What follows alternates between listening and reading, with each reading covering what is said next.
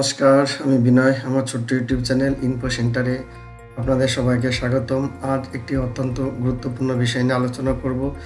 সেটা হলো SAR self appraisal report for group A officer under government of West Bengal. বিষয়টি অত্যন্ত গুরুত্বপূর্ণ, কিন্তু এর প্রসিডিওর বা ফর্ম ফিল আপ করার পদ্ধতি খুবই সহজ এবং সরল।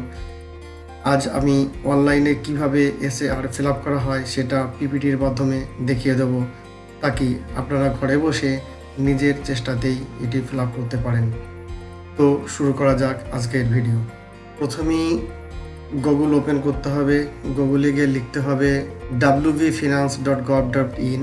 এখান থেকে প্রথম যে অপশানটা ওয়েস্ট বেঙ্গল ফিনান্স ডিপার্টমেন্ট, এখানে আসতে হবে। এখানে আসার পর IFMS এটাতে ক্লিক করতে হবে। এখানে ক্লিক করলে আসবেন এখানে ই সার্ভিস ফর এমপ্লয়ি, এখানে গিয়ে সাইন ইন করতে হবে। সাইন ইনে ক্লিক করলে আপনার এই ইন্টারফেসটা খুলে আসবে, যেখানে আপনার HRMS আইডি এবং পাসওয়ার্ড দিয়ে লগ ইন করতে হবে। এ পর্যন্ত আশা করি আমরা সবাই জানি। নেক্সট লগ ইনে ক্লিক করলে আপনার HRMS যে উইন্ডোটি খুলে যাবে, সেখানে আপনার বাঁদিকে দেখবে সমস্ত এখানে ইন্টারফেসগুলো দেওয়া আছে, কি কি অপশানগুলো আছে। সেখান থেকে এখানে আসতে হবে, মাই অ্যাপ্রেজাল ক্লিক করতে হবে। সেখানে ভিউ SAR স্ট্যাটাস এখানে ক্লিক করতে হবে। ক্লিক করলে ঠিক এইরকম একটা অপশান খুলে আসবে। এখানে কী পাবেন, অ্যাপ্রেজাল ইয়ার, HRMS আইডি এবং নাম। এটা হচ্ছে আপনাকে দেখতে পাবেন যে প্রিভিয়াস ইয়ারে আপনি যে SAR ফিল আপ করেছিলেন তার স্ট্যাটাসটা কি। এখানে সার্চে ক্লিক করবেন। সার্চে ক্লিক করার পর আপনার এই ইন্টারফেসটি খুলবে। এখানে এসে জেনারেট রিপোর্ট ক্লিক করবেন। জেনারেট রিপোর্ট ক্লিক করলে আপনার যে SAR ফিল আপ করেছিলেন তার ডিটেলস এখানে চলে আসবে। আপনারা দেখে নিতে পারবেন যে প্রিভিয়াস ইয়ারে যে SAR ফিল আপ করেছিলেন তার স্ট্যাটাসটা কেমন ছিল।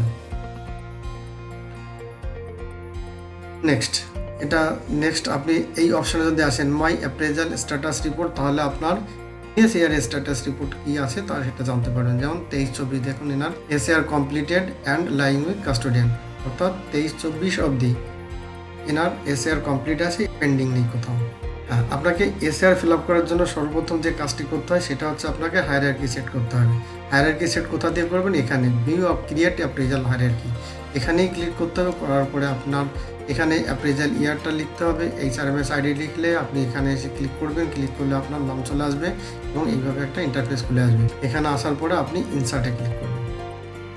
ইনসার্টে ক্লিক করলে ঠিক এই পেজটি খুলবে। এই পেজটি খোলার পরে SAR রিকোয়ার্ড এখানে ক্লিক করবেন। করলে আপনার ডিটেলস এখানে চলে আসবে। কি ডিটেলস হচ্ছে, office name, designation of head of office চলে আসবে, ডিস্ট্রিক্ট, পোস্ট অ্যান্ড ডেজিগনেশন সব চলে আসবে।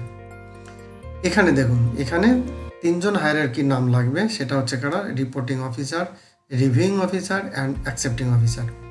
রিপোর্টিং অফিসার, রিভিউইং অফিসার এবং অ্যাকসেপ্টিং অফিসার এটা আপনারা প্রত্যেকে জানেন আপনাদের ডিপার্টমেন্টে কে আপনার reviewing officer, K accepting officer and K reporting officer আপনারা জানেন।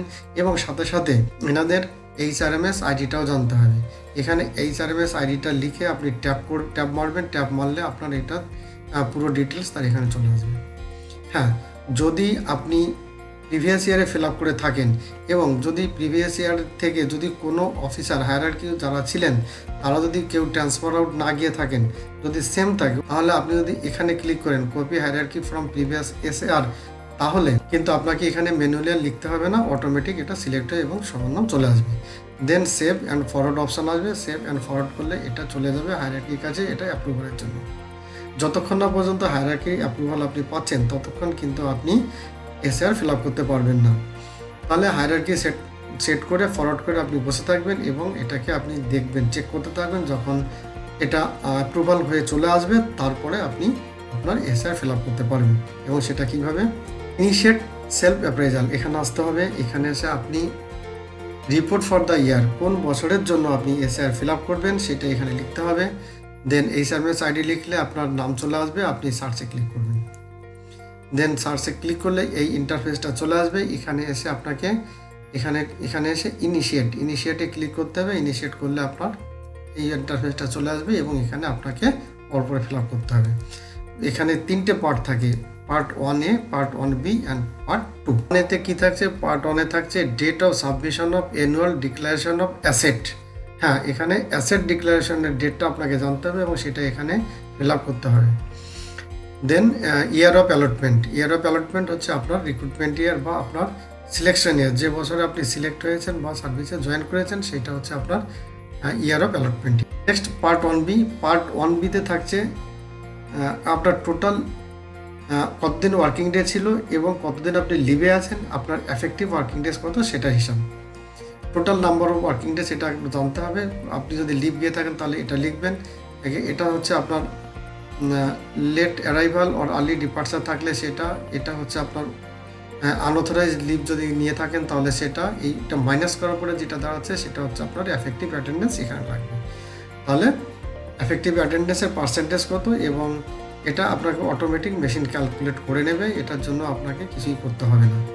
তাহলে পার্ট 1Bতে কী থাকছে, total number of working days এবং আপনি কতদিন ছুটিতে ছিলেন তার ডিটেলস, সেখান থেকে টোটাল আপনার বেরোচ্ছে পার্সেন্টেজ অফ এফেক্টিভ অ্যাটেন্ডেন্স আপনি কতদিন অফিস করেছেন সেটা এখানে পাবেন। তাহলে পার্ট 1Bতে এটাই থাকছে। নেক্সট পার্ট 2তে আপনাকে ভালো করে ফিল আপ করতে হবে, কারণ এখানে আপনার পুরো ডিটেলসটা এখানে জানতে চাওয়া হয়েছে যে কী আছে, যে brief description of duties in substantive post. আপনি যে পোস্টে আছেন সেই পোস্টে আপনি কি কি কাজ করেছেন থ্রু আউট দ্য ইয়ার, তার ডিটেলসটা এখানে আপনি সংক্ষিপ্ত আকারে লিখবেন।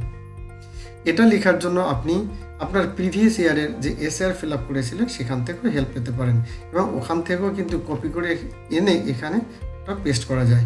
এবছরটাকে আপনি যা যা করেছেন সেইটাকে চেঞ্জ করে দিয়েও আপনি ওই প্রিভিয়াস ইয়ারের এসআর থেকে এখানে হেল্প পেতে পারেন।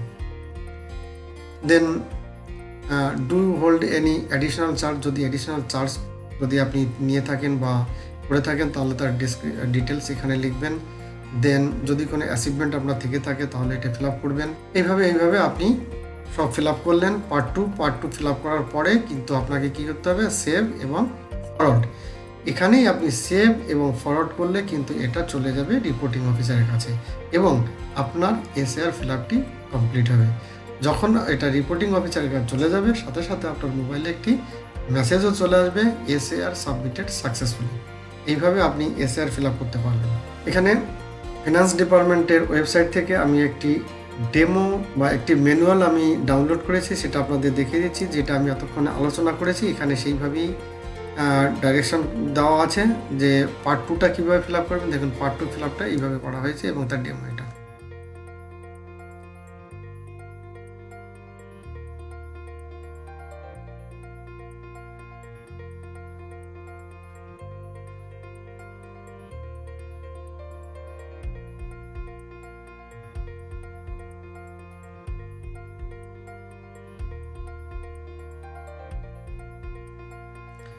তো আশা করছি আপনারা বুঝতে পেরেছেন এবং আপনারা নিজেরা এটা ফিল আপ করতে পারবেন। তো এই ছিল সংক্ষিপ্ত আলোচনা। ভিডিওটি কেমন লাগলো কমেন্ট করে জানাবেন। যদি এই টাইপের আরও ভিডিও পেতে চান তাহলে কমেন্ট বক্সে লিখে জানাবেন। আজ এই পর্যন্ত। ভালো থাকুন, সুস্থ থাকুন, ধন্যবাদ।